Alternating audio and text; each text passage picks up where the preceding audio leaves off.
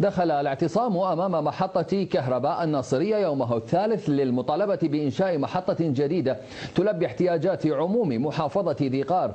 ويقول محتجون إنهم كانوا قد علقوا الاعتصامات والاحتجاجات بالتزامن مع عاشوراء وزيارة الأربعينية، إلا أنهم عادوا مرة أخرى إلى التظاهر من أجل تحقيق المطالب. وشدد محتجون على ضرورة إنشاء محطة كهرباء لحل مشكلة نقص الطاقة التي عانت منها المحافظة لسنوات.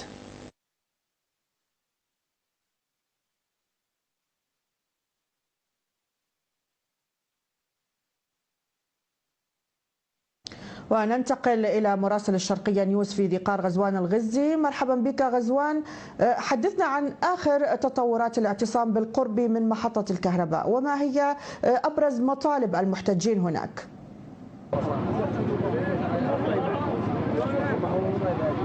نعم، تحية طيبة لكم زملائي الأعزاء ولمشاهدي الشرقية الكرام.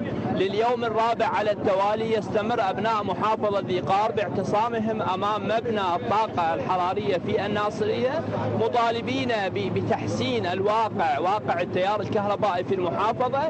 وهذا التحسين يعني بحسب مطالبهم وحسب ما ذكروه في أكثر من مرة وفي أكثر من محفل ينقسم إلى 3 أقسام: في قسم توليد الطاقة الكهربائية، والقسم الآخر في الشبكات، تجديد الشبكات، والقسم الثالث بالصيانة.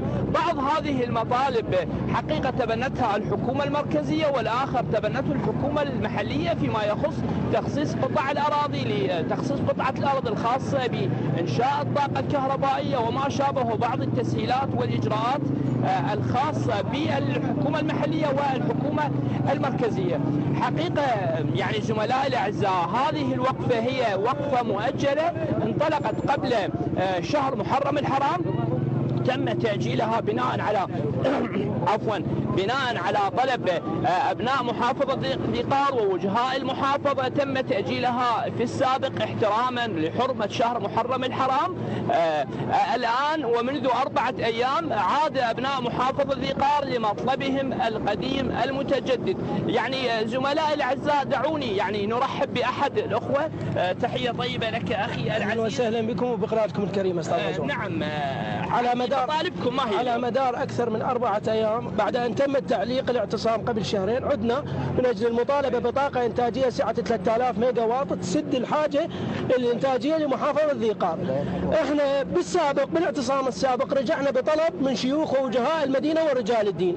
الآن عدنا بعد ما استنزفت هذه المدة، مدة الشهرين، لم نرى أي حلول على أرض الواقع، مجرد مخاطبات بسيطة لا تصبو لما نأمله نحن كجمهور محافظة ذي قار أجمع، ليس فقط مدينة الناصرية. لدينا سوء في الخدمات، لدينا سوء في التجهيز، أبنائنا يعني متأذين، عوائلنا متأذية، ساعات التجهيز عندنا قليلة، حتى ساعات التجهيز اللي هي 4 ب2 جاي نعاني من نقص بها.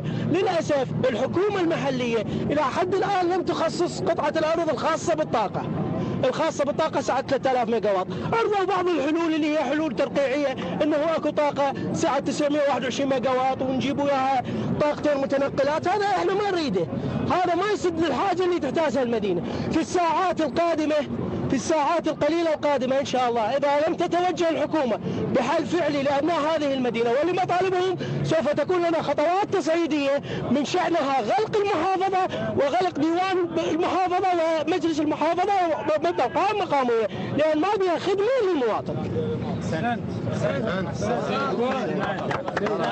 زملائي الأعزاء، يعني هذا بعض مما ذكره هو بعض رسالة أبناء محافظة ذي قار، حيث يشترك يعني في هذه الوقفة يشترك مختلف أصناف وأبناء محافظة ذي قار، من الشباب، من كبار السن، حتى يعني بعض المواكب الحسينية حسب ما ذكر لي ممثلي عن المواكب الحسينية متواجدين هناك، كذلك ذوي الاحتياجات الخاصة متواجدين الآن.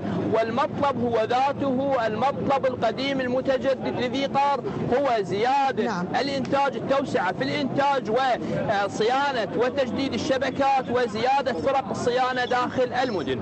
شكرا جزيلا غزوان الغزي مراسل الشرقية نيوز من ذي قار.